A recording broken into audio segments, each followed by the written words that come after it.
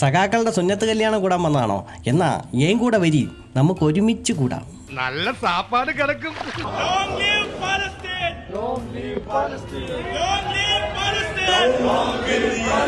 എന്താ പറഞ്ഞേ? Long leave പാലസ്തീനോ? Palestine long leave എടുത്തെന്നോ?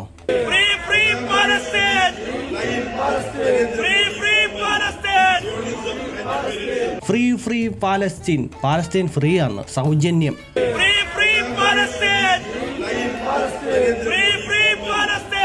അല്ല സഖാക്കളെ, നിങ്ങൾ ഈ ന്യൂനപക്ഷങ്ങൾക്ക് വേണ്ടി, അതായത് മുസ്ലിങ്ങൾക്ക് വേണ്ടി മാത്രമേ ഉള്ളോ ഇതുപോലുള്ള പ്രച്ഛന്ന വേഷങ്ങളൊക്കെ കെട്ടത്തുള്ളോ? ഒന്നുകൂടെ പാടിക്കുക, കേൾക്കട്ടെ. Bank bank vote bank, bank bank vote bank. ദേ ഇങ്ങോട്ട് നോക്കൂ, കുറച്ച് ആശാ വർക്കർമാർ സമരം ചെയ്യുന്നത് നോക്കൂ. നിങ്ങളുടെ മൂക്കിന് താഴെ തന്നെയാണ്. അങ്ങോട്ടൊന്ന് നോക്കൂ സഖാക്കളെ.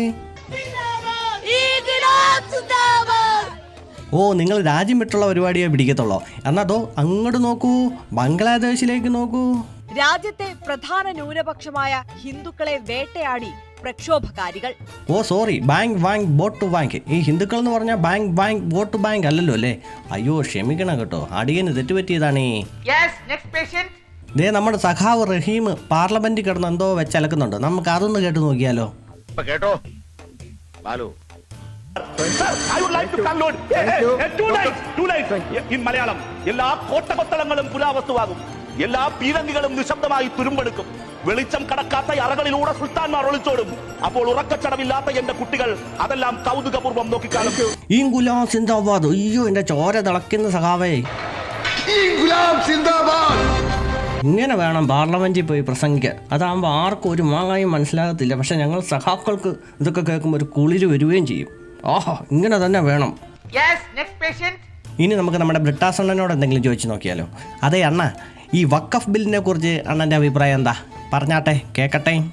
യഥാർത്ഥത്തിൽ ഇതൊരു തുടക്കം മാത്രമാണെന്നും മുസ്ലിങ്ങൾക്കെതിരെ ഇപ്പോൾ ആരംഭിച്ചിരിക്കുന്ന ഈ ആക്രമണം വൈകാതെ മറ്റ് ന്യൂനപക്ഷങ്ങൾക്കെതിരെയും ദളിതർക്കെതിരെയും അതുപോലെ പിന്നോക്കക്കാർക്കെതിരെയും മുന്നോട്ട് പോകുമെന്നുള്ള തിരിച്ചറിവിൻ്റെ അടിസ്ഥാനത്തിലാണ് യഥാർത്ഥത്തിൽ പ്രതിപക്ഷത്ത് ഇത്രത്തോളം ഐക്യം സാധ്യമായത്.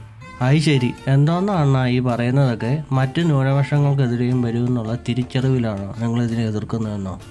അയ്യോ, ഇത് ഭരണഘടന വിഭാവനം ചെയ്യുന്ന തുല്യതയ്ക്കും മതനിരപേക്ഷതയ്ക്കും ബഹുസ്വരതയ്ക്കും എതിരെയുള്ള കടന്നാക്രമണമാണെന്നുള്ള ഒരു തിരിച്ചറിവിലേക്ക് രാഷ്ട്രീയ പാർട്ടികൾ വന്നു. അത് ശരി, ഇതിൻ്റെ പേരാണോ തുല്യത?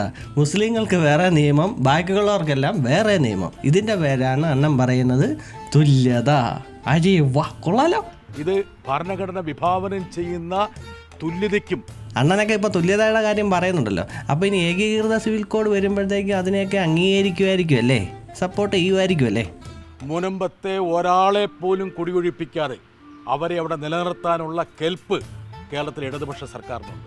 അപ്പോൾ അവരുടെ സ്ഥലം അവർക്ക് ക്രയവിക്രയമൊക്കെ ചെയ്യാൻ സാധിക്കുമായിരിക്കും അല്ലേ? കരം കെട്ടാൻ സാധിക്കുമായിരിക്കും അല്ലേ? ലോൺ എടുക്കാൻ സാധിക്കുമായിരിക്കും അല്ലേ? ഇനി അത് വിറ്റിട്ട് വേറെ എങ്ങോട്ടെങ്കിലും പോകാനും ഒക്കെ സാധിക്കുമായിരിക്കും അല്ലേ?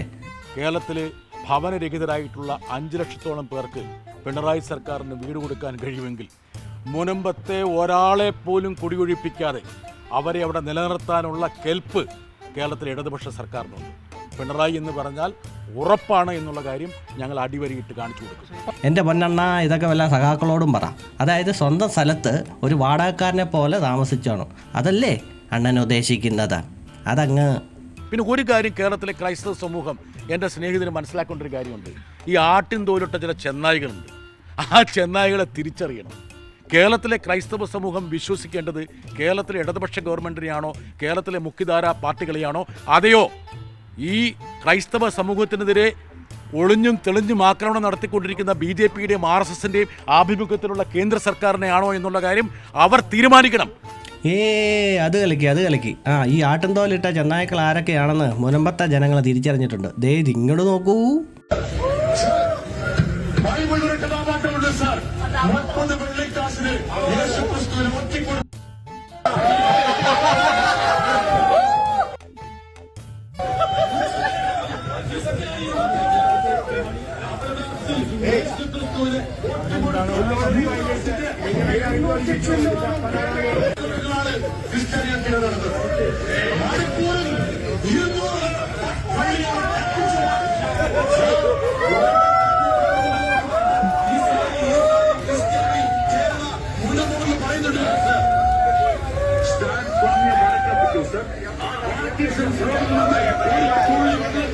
കഴിയാതെ ഒരു സ്ട്രോയ്ക്ക് വേണ്ടി കാണിച്ച മനുഷ്യൻ ആ മനുഷ്യനെ നിങ്ങൾ ജയിലിട്ട് കൊന്നില്ലേ? ചുട്ടുകൊന്നില്ലേ? മക്കളോടൊപ്പം ചുട്ടുകൊന്നില്ലേ? ഇപ്പോഴും ആക്രമണം നടക്കുകയല്ലേ ചെയ്യുന്നത്? വല്ലതും പറയാനുണ്ടോ അണ്ണാ? CPM-നെയാണോ കോൺഗ്രസിനെയാണോ നീ അതോ BJP-നെയാണോ വിശ്വസിക്കേണ്ടതെന്ന് മുനമ്പത്തെ ജനങ്ങൾ തിരിച്ചറിഞ്ഞിട്ടുണ്ട്. അയ്യോ, നീ മുനമ്പത്തെ ജനങ്ങൾ നീ കേരളത്തിലെ ജനങ്ങളല്ലെന്നെങ്ങാനും ഇനി പറഞ്ഞു കളയുവോ? പറയാൻ പറ്റുമല്ലോ കേട്ടോ.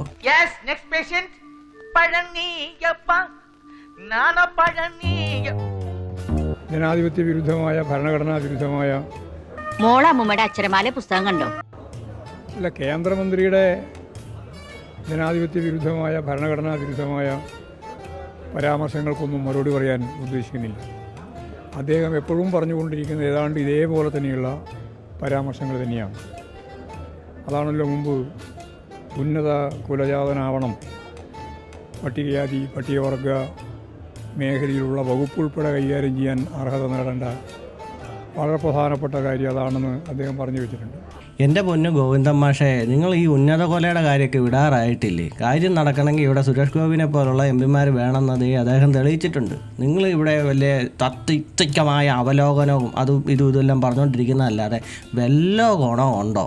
താത്വികമായ ഒരു അവലോകനമാണ് ഞാൻ ഉദ്ദേശിക്കുന്നത്.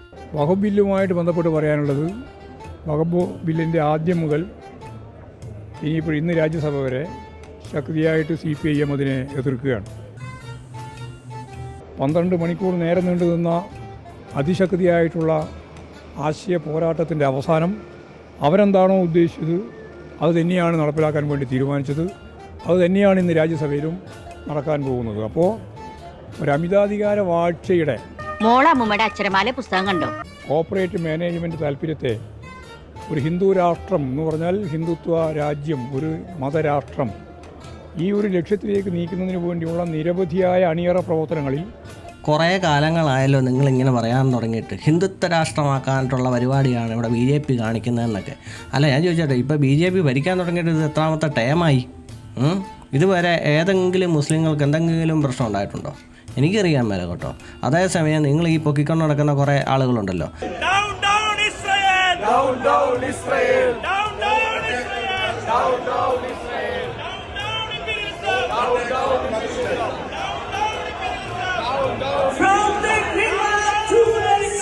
അവർ വല്ല ആണ് ഇന്ത്യ ഭരിച്ചിരുന്നതെങ്കിൽ ഇവിടെ എന്ത് സംഭവിക്കുമായിരുന്നു വല്ല അറിയാമോ?